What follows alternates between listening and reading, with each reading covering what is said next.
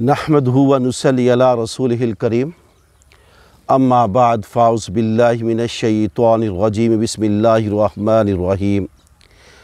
क़ाल रसूलुल्लाहि सल्लल्लाहु अलैहि वसल्लम इज़ा सना लि अहदिकुम खादिमुहु ताअमहु सुम्मा जाअहु बिही वक़द वलिया हर्रहु व दुखानहु फलयुक़इदहु मअहु फलयअकुल फ़इन कान ताअमु मशफ़ूहन कलीलन फलयज़अ फ़ी यदिही मिन्हु अक़लतन औ अक़लतैनि रवाहु मुस्लिम।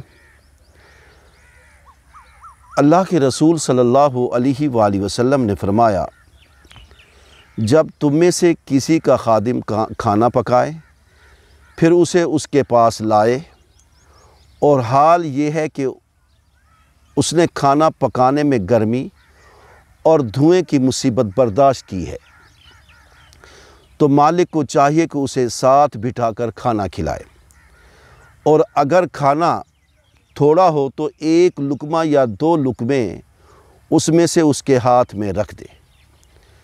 मोहतरम नाज़रीन, इस हदीस के रावी हज़रत अबू हुरैरा रज़ियल्लाहु ताला अन्हु हैं। अब यहाँ पर अल्लाह के रसूल सल्लल्लाहु अलैहि वसल्लम ने खाना पकाने वाले खादिम को अपने साथ बिठाने का हुक्म दिया है कि उसने बड़ी गर्मी में खाना पकाया है, धुएं की वजह से उसका बुरा हाल है। अगर वो खाना आपके पास लाता है तो आपको ये चाहिए कि उसे हकारत ना कीजिए कि वो आपका ग़ुलाम है और आपके मकाम के बराबर बैठेगा। नहीं, वो इंसान है, अल्लाह ताला ने उसे इंसान पैदा किया है और अल्लाह और उसके रसूल ने उसकी हुकूक वज़ा की है जो तुम पर लागू होते हैं।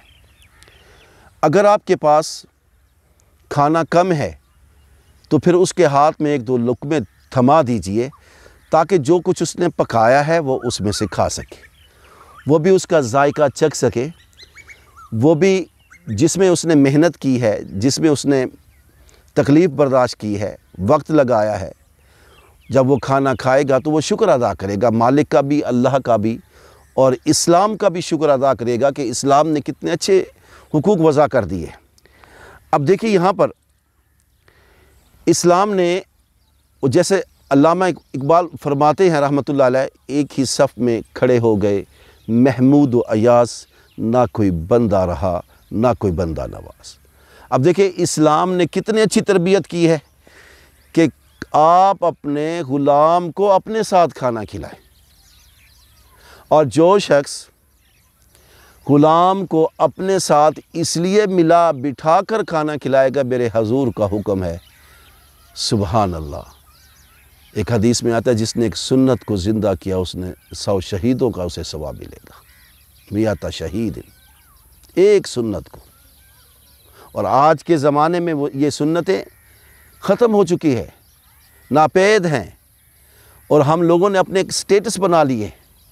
हमने कहा कि ये हमारे बराबर कैसे उसे, भाई वो इब्ने आदम है, आदम अलैहिस्सलाम की औलाद है। अल्लाह ने आपको उसका मालिक बना दिया है, उसका कब्ज़ा आपके हाथ में दिया है। अब आपको ये चाहिए अल्लाह और उसके रसूल के अहकामात की पासदारी करते हुए उसको साथ बिठाएं, उसे खाना खिलाएं, उसे शरीक ज़ियाफ़त कर लें।